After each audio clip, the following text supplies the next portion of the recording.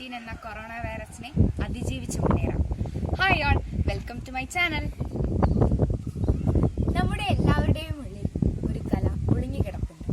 അതിനെ പ്രോത്സാഹിപ്പിച്ച് മുന്നോട്ട് നയിക്കുമ്പോഴാണ് അത് തഴച്ചുകൊണ്ടത്തെ അതിയായി സ്നേഹിക്കുന്നവർക്കും അതിനെ ഒത്തിരി ഇഷ്ടമുള്ളവർക്കും എന്നാൽ ഡാൻസ് ക്ലാസ്സിൽ പോയി പഠിക്കാൻ പറ്റാത്തവർക്കും ഞാനൊരു ക്ലാസ്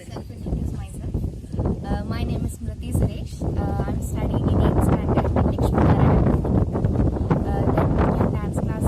ഡാൻസ് സ്റ്റാർട്ട് ചെയ്തത് 3 വയസ്സ് മുതലാണ്.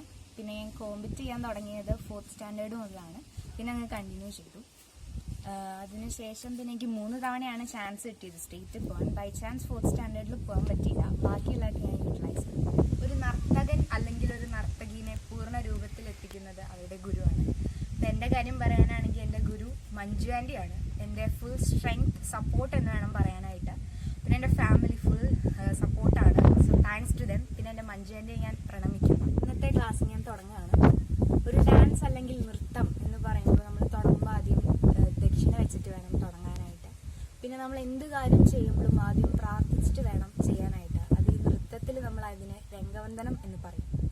നമ്മൾ ഡാൻസ് സ്റ്റാർട്ട് ചെയ്യുന്നതിന് മുന്നേ നമ്മുടെ ഇടുപ്പിൽ നമ്മൾ ഷാള് കെട്ടണം, അല്ലെങ്കിൽ നമുക്ക് ഡിസ്കിന് പ്രോബ്ലം വരും.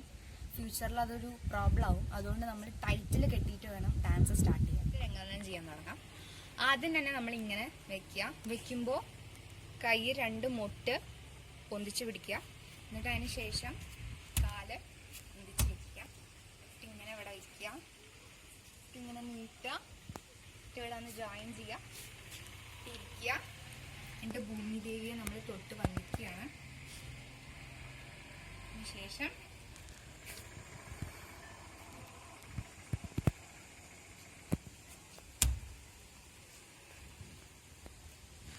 ഇന്ന് പലർക്കും അറിയില്ല നമ്മൾ എന്തിനാണ് രംഗവന്ദനം ചെയ്യുന്നതെന്ന്.